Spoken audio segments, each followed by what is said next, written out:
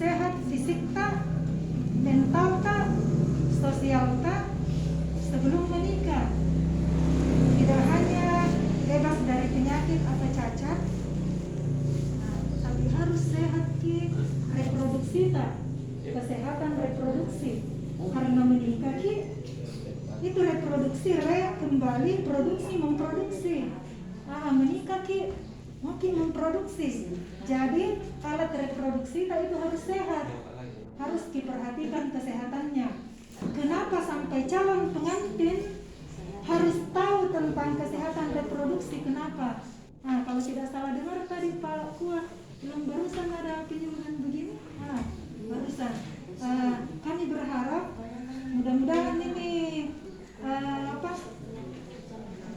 insya Allah bukan hanya dari penyuluhannya. Kenapa? Karena saking pentingnya itu kesehatan reproduksi untuk calon pengantin. Kenapa calon pengantin harus tahu tentang kesehatan reproduksi? Ada yang pernah atau bagaimana? Pertama itu calon pengantin itu yang namanya calon pengantin mau menikah. Jadi harus mau jadi ibu, yang perempuannya mau jadi ibu, calon ibu. Yang nantinya akan hamil. Hamil itu jangan hanya resepsi pernikahan tak yang direncanakan, tapi kehamilan juga harus direncanakan. Harus direncanakan. Kenapa harus direncanakan? Karena mau anak tak nanti yang lahir sehat dan berkualitas. Andre napak garingan, andre na do salah risiko mana. Yang laki-laki juga calon pengantin laki-laki harus juga tahu apa itu kesehatan reproduksi, karena calon bapak ki. Calon bapak ki harus juga berpartisipasi.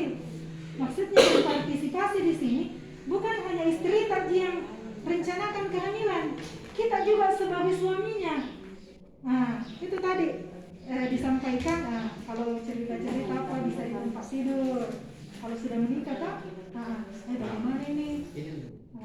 Bisa hamil ini. Dan usia untuk hamil itu 20 tahun sampai 35. Kalau usia yang sehat untuk hamil, kalau di bawah itu sebaiknya ditunda dulu. Jangan dulu walaupun sudah menikah, ditunda dulu pakai alat kontrasepsi. Jadi itu kenapa sampai sebelum ke KUA kan ke kantor desa dulu ambil pengantar untuk ke puskesmas. Di puskesmas itu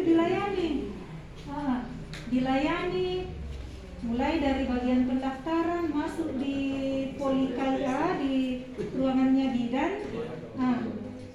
Pernah atau ada yang belum ke puskesmas? Sudah. Jadi di puskesmas itu jangan berpikir, karena rata-rata saya lihat berpikir yang penting ada nih surat keterangan nakasih ke orang puskesmas, sekedar persyaratan saja untuk ke kawan. Jangan berpikir seperti itu. Yang harus dipikirkan, kenapa calon pengantin harus ke puskesmas mengambil surat keterangan sehat. Jangan itu satu lembar itu yang penting dia injok.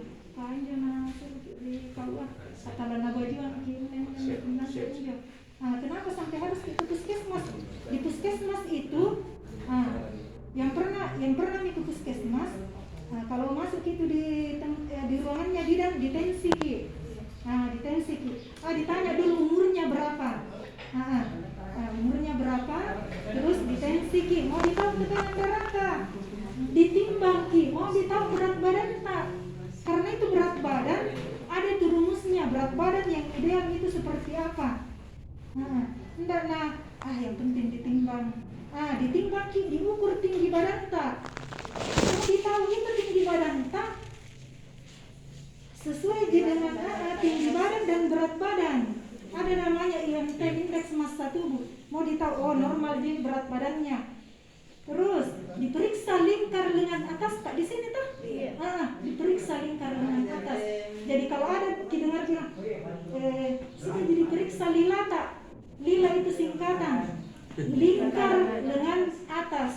Normalnya itu 23,5 cm. Normalnya. Artinya di bawah 23,5. Masih mikir.